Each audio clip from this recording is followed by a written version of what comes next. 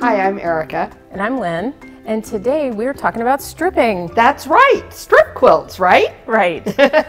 So the quilt that we have behind us is called the Go Piece of My Heart quilt. Right. It's made with some great Robert Kaufman solids, and I just love it. You already have plans to make one, I know. Absolutely. I think that this would be really special for a certain someone. Okay. And we wanted to talk about strips in general because this is the 5.5-inch strip that we're talking about. And usually you would use this primarily for borders. Right, right. But I did want to point out a couple of things about our strip dies. When I'm talking to people about strip dies, sometimes when they look, they're a little confused by the guidelines that we've put on our dies. Mm-hmm. So these are actually just that. They are guidelines. There are no blades underneath those. So these are used to aid you so that you can cut strips and then do even more with them. So you can use the 90-degree line to make squares, and you can use the different angles to make diamonds, which is really a great use of your strip die. So it's really a multitasker for you.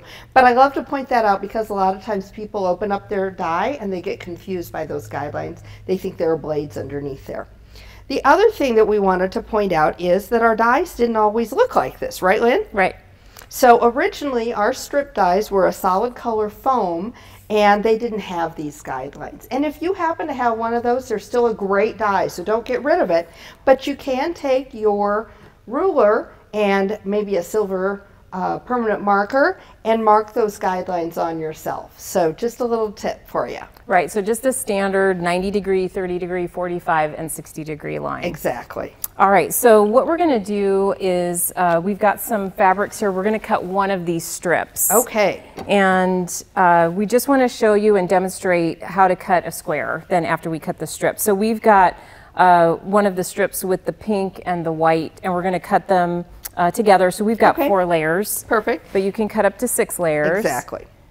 Okay. And if you are taking and cutting with the fabric strips, I do always recommend that you go ahead and lay your fabric on the die so that fold is going in first.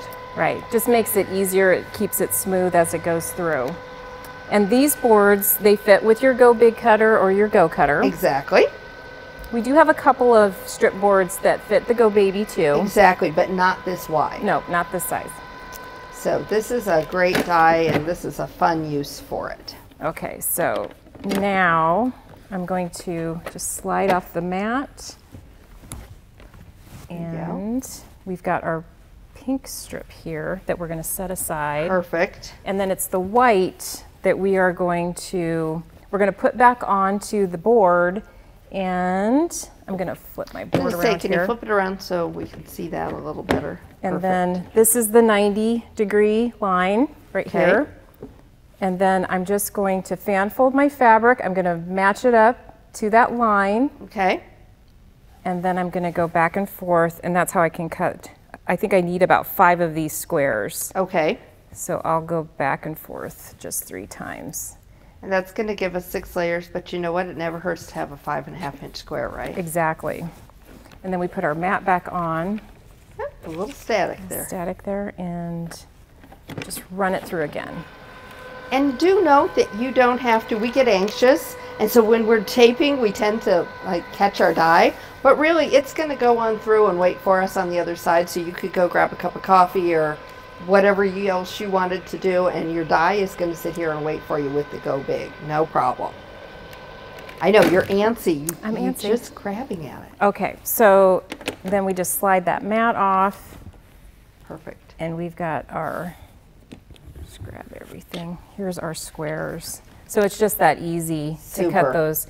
And I wanted to point out, I've got the pattern itself here, that the majority of these strips on this particular quilt, they're just, you're cutting your base 5.5-inch strips, and then you're sub-cutting into the various measurements to get the final effect.